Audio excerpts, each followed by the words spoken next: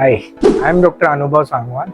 I'm a laparoscopic surgeon in Apollo Group of Hospitals in Gurgaon.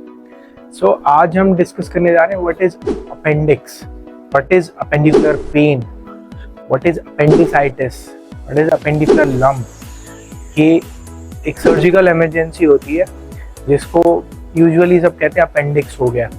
सो इस video को मैं divide करूँगा 5 भागों में. सबसे पहले I'll explain what actually appendix is, इसका रोल क्या है हमारी बॉडी में और क्या क्या सिम्टम्स होते हैं जब इसमें सोजन आ जाती है जिसको अपेंडिसाइटिस कहते हैं, और उसको हम कैसे इन्वेस्टिगेट कर सकते हैं, पहचान सकते हैं, और उसका ट्रीटमेंट क्या है. सो सबसे पहले मैं बताता हूँ what actually appendix is. तो अपेंडिक्स एक ऐसा वेस्टिजियल ऑर्गन है. वेस्टिजियल ऑर्गन का मतलब होता है जिसका कोई फंक्शन नहीं होता हमारी बॉडी में. वो एक ऐसा वेस्टिजियल ऑर्गन है जो स्मॉल बाउल, छोटी आंतड़ियों और बड़ी आंतड़ियों के जंक्शन पे पाया जाता है. बहुत पहले जब हम फॉरेस्ट में रहते थे, ह्यूमन बींग्स कोई भी खाना कुक या बेक करके नहीं बनाते थे, तब जो अपनी लार्ज बाउल होती है वो उस स्पेसिफिक जगह से काफ़ी बड़ी बैलून जैसी होती थी और वहाँ पे आके खाना थोड़ी देर इकट्ठा होता था और डाइजेस्टिव जूस और सारी ग्लैंड्स मिलके वहाँ उसको एक बार पचाया जाता था. जब से हम बेक करके कुक करके खाने लगे तो हमें इतने बड़े बैलून की ज़रूरत नहीं है. सो वो बैलून सिकुड़ के सीकम बन गया और उस पे से सिकुड़ी हुई चीज़ एक ट्यूब जैसी चीज़ रह गई. वो अपेंडिक्स बन गई जो कि आगे से बंद होती है, उसकी एक ओपनिंग होती है सीकम के अंदर. So basically this is appendix. इसका कोई रोल नहीं होता है किसी भी खाने को पचाने में या हाथों के इंटेस्टाइन्स के किसी भी function. Now comes to the emergency created by this appendix. उसको अपेंडिसाइटिस कहते हैं. कई बार क्या होता है कि किसी खाने से आप एलर्जिक होते हैं या खाना इन्फेक्टेड होता है, आपको फूड पॉइजनिंग हो जाती है. इवेंचुअली वो खाना जब सीकम में पहुंचता है, जहाँ से अपनी बड़ी आंतड़ियाँ स्टार्ट होती हैं, तो वहाँ थोड़ी देर रुकता है. उस कारण से अपेंडिक्स में सोजन आ जाती है और उसमें इन्फेक्शन हो जाती है. उस स्पेसिफिक कंडीशन को अपेंडिसाइटिस कहा जाता है. और एक बार अपेंडिक्स में सोजन आ गई तो बड़ा पेनफुल होता है. उसका पेन हमें सबसे पहले यहाँ अम्बिलिकस पे जो नाभि है इस एरिया में महसूस होता है. धीरे धीरे 2-3 दिन में वो पेन शिफ्ट होकर एक्चुअल में जहाँ पे अपेंडिक्स पाया जाता है वहाँ पे इस जगह पे होने लगता है. ये पेन ऐसा नहीं है, 70-80% यहाँ पे फील होके यहाँ पे रेडिएट होता है, लेकिन वो पूरे शरीर में कहीं भी हो सकता है. और अगर आपने 3-4 दिन और निकाल दिए तो वो पेन बढ़ भी सकता है. हो सकता है आपका अपेंडिक्स सोजन के कारण फट गया तो वो पेन काफ़ी बढ़ जाएगा. आपको बहुत वॉमिटिंग आएंगी, उल्टी आएंगी, फीवर होगा. तो जो 3 मेन सिम्टम्स हैं अपेंडिसाइटिस के वो हैं फीवर आना, नोजिया होना. नोजिया होता है उल्टी आने का मन होना. नोजिया और vomiting, fever and pain, severe pain, may be over the umbilical region और be it at right iliac fossa. इस एरिया को लोअर राइट एब्डोमेन को कहते हैं. सो ये 3 इसके मेन सिम्टम्स हैं. अगर ये सिम्टम्स 5 दिन तक परसिस्ट करते हैं तो ये सिम्टम्स इवेंचुअली कम हो सकते हैं अगर आपने एंटीबायोटिक वगैरह ली है, कोई भी दवाई ली है, या बढ़ सकते हैं. कम कब होंगे? जब यहाँ पे एक गांठ बन जाएगी. बेसिकली उस अपेंडिक्स, उस इन्फ्लेम्ड एरिया को हमारी आंखें कवर कर लेती हैं, जिससे वो एरिया सिक्योर्ड एरिया बन जाता है और उसमें दर्द कम होता है. वो इन्फेक्शन एक जगह पे इकट्ठी होकर रह जाती है. या बढ़ने के कारण क्या होता है, अपेंडिक्स आपका फट सकता है. इस कारण से लैट्रिन पूरे आपके एब्डोमेन में फैल सकता है और वो दर्द यहाँ से होकर पूरे एब्डोमेन में हो सकता है. वो एक इमरजेंसी है.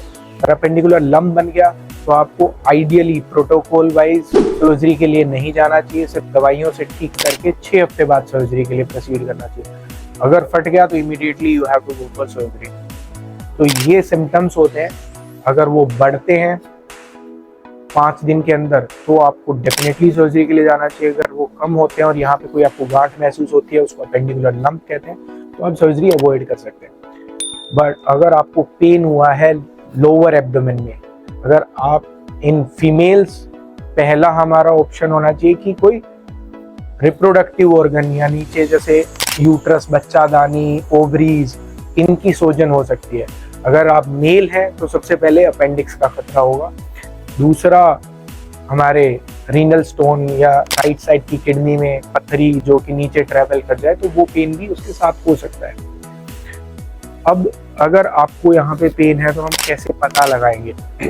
सबसे पहले आप पास में जो भी सर्जन है उससे कंसल्ट कीजिए। हम फिजिकल एग्जामिनेशन में आपके पेन को एसेस कर सकते हैं। यहाँ पे दबाने पे पेन अगर बढ़ रहा है तो इसका मतलब है कोई सोजन है यहाँ पर, और अगर दबाने पे पेन नहीं बढ़ रहा, सेम पेन है, तो हो सकता है रीनल कैल्कुलाई का है। और अगर आपको कोई इन्वेस्टिगेशन करानी है, रेडियोलॉजिकल इन्वेस्टिगेशन, तो सबसे पहले आप अल्ट्रासाउंड कराइए। अल्ट्रासाउंड में 70 to 80% अपेंडिसाइटिस दिख जाता है, अपेंडिक्स की सोजन दिख जाती है। अगर उसमें भी ये सोजन नहीं दिखे तो हमें सिटी स्कैन कराना पड़ता है, वो एक कन्फर्मेटरी डायग्नोसिस है। अगर उसमें अपेंडिक्स नहीं आया, 99% हमें अपेंडिक्स नहीं है। 1% चांस हमेशा हो सकते हैं क्योंकि अपेंडिक्स कहीं नीचे छुप भी सकता है जो हमें रेडियोलॉजिकल इन्वेस्टिगेशन में नहीं दिखता, फिर 99% सिटी स्कैन में दिख जाता है। फिर हमें कुछ ब्लड इन्वेस्टिगेशन कराने होते हैं जिसमें आपके कंप्लीट ब्लड काउंट में आपके total leucocyte count, TLC counts बढ़े हुए मिलते हैं अगर आपको अपेंडिक्स का इन्फेक्शन है या उसकी सोजन है। और इसमें ESR या CRP आपका बढ़ा हुआ मिलेगा। तो ये सब चीजें हैं investigation. Now comes on the treatment part. Appendix जैसे ही आपको होता है पेन, अगर आपने विदिन 3 days, विदिन 72 आवर्स उसका पता लगा लिया है कि दिस इज अपेंडिसाइटिस, जो भी मैंने इन्वेस्टिगेशन बताया या किसी भी सर्जन को दिखा के, तो the treatment option is laparoscopic appendicectomy. और मे बी अगर स्किलफुल सर्जन नहीं है या वहाँ पे लेप्रोस्कोपिक इंस्ट्रूमेंट नहीं है तो you can go for open appendicectomy also.